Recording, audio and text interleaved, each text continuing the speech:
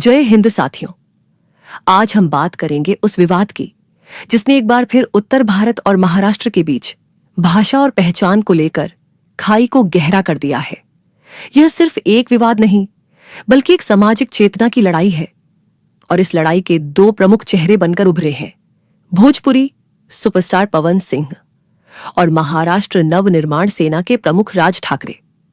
कहानी शुरू होती है पवन सिंह के एक इवेंट से जो मुंबई में आयोजित हुआ था। वहां उनसे मराठी में बात करने की मांग की गई, लेकिन पवन सिंह ने बेहद साफ शब्दों में कहा, मैं भोजपुरी और हिंदी में बात करता हूं, मराठी नहीं आती। बस यहीं से शुरू हुआ बवाल। राज ठाकरे की पार्टी ने इस बयान को मराठी अस्मिता पर हमला बताया। मन से कार्यकर्ताओं ने विरोध शुरू कर दिया। पोस्टर जलाए गए। पवन सिंह के पोस्टर्स पर कालिक पोती गई। यहां तक कि कुछ जगहों पर उनके गानों को बैन करने की मांग भी उठी।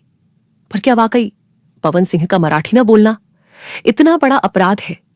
भाषा का सवाल तो भारत जैसे विविधता से भरे देश में हमेशा उठता रहा है, लेकिन ये विवाद सिर्फ भाषा तक सीमित नहीं रहा।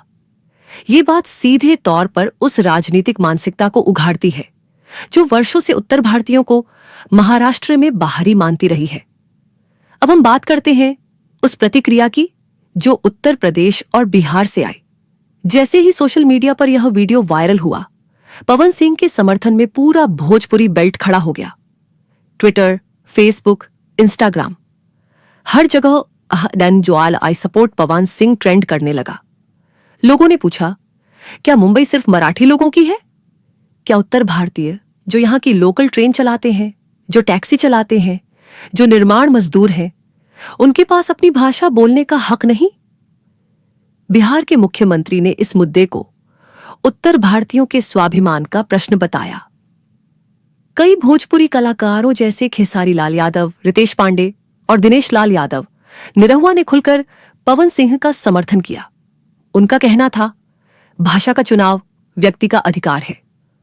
उत्तर प्रदेश सरकार की ओर से भी बयान आया कि महाराष्ट्र को सभी भारतीयों के लिए समान अधिकार देने चाहिए। वहीं आम जनता का गुस्सा सड़कों तक भी पहुंचा। पटना, वाराणसी, गोरखपुर, मऊ, छपरा जैसे शहरों में पवन सिंह के समर्थन में मशाल जुलूस निकाले गए। लोग बोले, अगर मुंबई हमें नहीं स्वीकारती तो फिर हम भी मुंबई को बहिष्कार करेंगे। इस विरोध ने महाराष्ट्र सरकार को भी बैकफुट पर ला दिया। शरद पवार से लेकर उद्धव ठाकरे तक ने इस मुद्दे पर संयम बरतने की बात कही, लेकिन राज ठाकरे पीछे हटने को तैयार नहीं थे।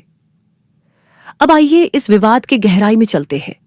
राज ठाकरे कोई नया नाम नहीं है इस किस्म की राजनीति में। 2008 में भी उन्होंने उत्तर भारत